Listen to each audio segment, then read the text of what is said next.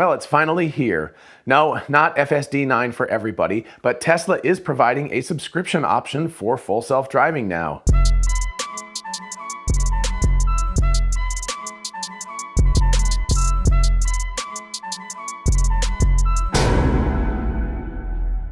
Hey y'all, it's Dr. Know-It-All. So I wasn't really planning on doing an episode today, but Rob Maurer last night, as I was going to bed in fact, noted that Tesla now has a subscription option on their Tesla website. It's a little bit difficult to get to. You actually can't see it from the basic level because you basically have to order the car and then go into upgrades and then you can see the subscription option. So I can't see it since I already have full self-driving beta. But Rob Maurer did post this and I'm gonna put a screen grab up here. Interestingly enough, it's pretty much what everybody thought, which is $199 or $200 a month. One thing that appears to be very good for people who are interested in trying out full self-driving is that the subscription option does not appear to have any term to it. So just like, the premium connectivity or something like that, if you get the premium connectivity for 10 bucks a month or whatever, if you decide to stop using it at any point, it just turns off. It's not like they say you have to purchase a year at a time or something. So it appears that full self-driving is like this. So this is a really great option for people who are kind of interested in checking out whether they want to try the full self-driving option or not,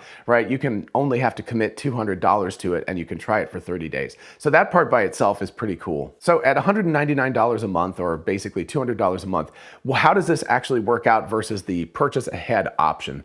So if we use a calculator really quickly, dividing 10,000 by 199 gives us 4.2 years or 50 months or so. Anyway, so you get approximately 4.2 years. So the deal would be if you own the car for more than 4.2 years, so let's say you plan to own it for 5 years before you sold it, it would make more sense to go ahead and pay for the subscription up front. Whereas if you purchased the car and you intended to keep it for say 3 years or something, the odds are that it might make more sense to get a subscription. Now, of course, if you lease the car, it's a no-brainer because you're going to have to give the car back to Tesla at the end anyway. Or, even if you sell it or buy it or whatever, it makes more sense if you're leasing the car certainly to get the subscription option. So that's a no-brainer. The interesting aspect of it comes down to monetarily. Do you get an advantage on selling the car at the far end? And if you plan on selling the car as a private party, I still think it makes more sense to purchase the full self-driving option because in the end, you get to sell the car and get some advantage from that. Now, if you sell it back to Tesla, they really don't give you much for the full self-driving option. So in that case, it makes more sense probably to do the subscription if you're planning on only keeping the car for like 3 years.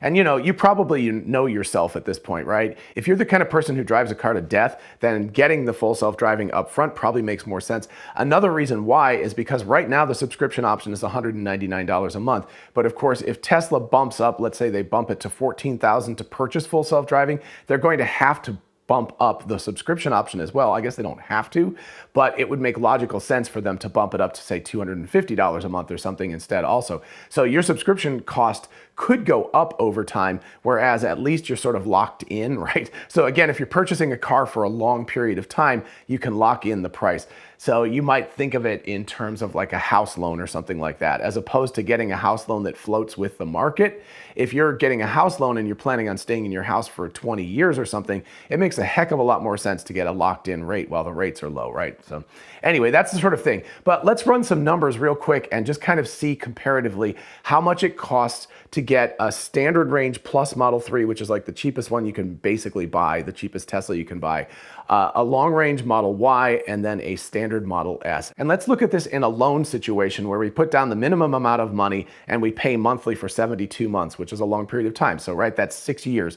So if you're going to keep it for that full term, does it make more sense to purchase full self-driving up front and just roll it into the loan and pay that difference per month? Or does it still make more sense to purchase the full self-driving subscription option? So starting with the Model 3, you can see that purchasing the basic one, putting the basic amount of money down, assuming the 2.5% interest rate, etc., you're looking at an estimated loan payment of $550 per month. If we roll in the full self-driving option, right, that's $10,000, but you're rolling it into the loan. Again, minimum amount of money down, you're looking at $699 a month or $700 a month. So here you can see, even with the least expensive option, the Model 3 standard range plus, it's only $150 a month more, right? So you're paying $550 versus $700, so it's $150 a month. So if you really do plan on having full self-driving and you're purchasing a Model 3 standard range plus, and you're going to keep it for most of that loan payoff period, it makes a heck of a lot more sense to just go ahead and purchase full self-driving. Turning to the Model Y now, if we again put down all the basic stuff and we do an estimated loan payment at 2.5% interest,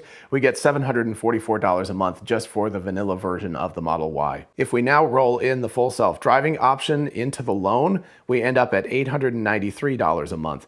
And of course, that's $149 extra as opposed to $150 extra. So it's $1 cheaper per month relative to the Model 3. So anyway, that also is a substantially cheaper option. And finally, let's look at the vanilla Model S. So this is just the long range version, not the Plaid or anything. Honestly, if you can afford the Model S Plaid, then you're not really worried about this anyway, right? So anyway, but the basic version of it has an estimated loan payment of $1,178 per month if you just buy it without full self-driving. If we then go ahead and add the full self-driving in, it's $1,327 per month, again with all the basic stuff down. So once again, that's $149 difference, just like the Model Y.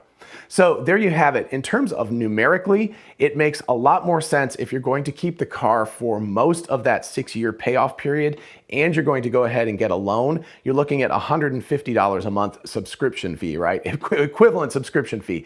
The downside of this is if you purchase the subscription, of course, at any point you can go like, man, I want to save $200 a month, or this full self-driving is not all it's cracked up to be, so I'm just going to go ahead and get rid of it. So you have to make a decision up front that you're going to commit to full self-driving for the length of time that you own the car. Of course, on the far end of things, if you sell this car private party at the end of the life that you keep it for and you sell it to somebody else in 3 years or 4 years or 8 years or whatever it is, at least right now, Tesla will give the private party the full self-driving. That was definitely, I talked to the people at the showroom before we purchased the Model Y, and I was like, we definitely, if we sell this private party, can transfer this license to somebody else. I also have a friend, Mark in Clemson, so hey Mark, that he did that himself. He purchased a used Model 3, and he purchased it from somebody, and he was able to access the full self-driving option from that other person. So that increases the value of your car at the end. Now, of course, if you're the kind of person who just keeps the car for 3 years, that's just the person you are. You buy a new car, you keep it 2 or 3 years, you give it back to the company, right? So you trade it in and purchase a new car. You are unlikely to see the revenue. You're not likely to see that difference in full self-driving. If that's the case, it makes a lot more sense for you to get the subscription option because it will ultimately be cheaper, because even though you're paying $50 a month more or less, you're going to save money in the long run because you're not having to pay the whole thing, and you won't get the benefit of it at the far end when you're selling the car. So in short, super, super cool that the subscription option is available. It seems to be something that if you're not committed to full self-driving, if you just want to try it out for a period of time, that makes a lot of sense to get the subscription option. If you are the kind of person who keeps a car for a very short period of time and likes to just give it as a trade-in when you purchase a new car, just as a convenience, and it's easier to do something like that, it makes sense to get the subscription. If you're the kind of person who's going to keep the car for the length of a loan, or if you're paying cash or whatever it is, if you're going to keep the car for a long period of time, say 5 years, obviously it makes sense for you to purchase full self-driving ahead of time. The other part of that, of course, is in say 1 to 2 years or 6 months or something, right? If Tesla comes out with full self-driving that's really, really working, and beta 9 turns into real 10 and everything's working, they're likely going to raise the price of full self-driving to say $14,000, and then they'll raise the price of the subscription to $250. So you have an uncertainty in the future. Your monthly car payment could actually go up over time. So in those kinds of circumstances, if you're planning on keeping the car for a substantial period of time, I would say, the break-even time is 4.2 years. But really, given the fact that if you're selling the car private party, you're going to get value out of the car, and your monthly payments will actually be less in the short term anyway, I would go ahead and purchase full self-driving ahead of time. I guess if you're paying cash, it's a little bit of a different matter because then you're looking at a $10,000, chunk of money that you have to come up with. But if you're rolling it into the loan, it's cheaper, right? It's only $150 a month. The downside of purchasing full self-driving right now is that you're committed to it. You can never stop paying for that. If you later on go like, wow, this is really way too expensive per month for me to pay for, or if you don't like full self-driving, you can always cancel the subscription and save $200 a month. You can't do that when you purchase full self-driving. So, that's the negative and positive.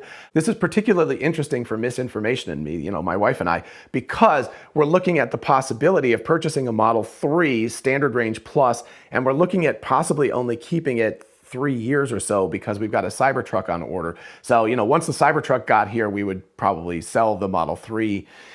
So the question is, do we go ahead and roll that full self-driving into it now? Because it's a lot of money. It's a quarter of the cost of the car, right? So it's $10,000 versus $40,000. So we're adding either 20 or 25% depending on how you want to measure that. But it's a huge chunk of the cost of the car.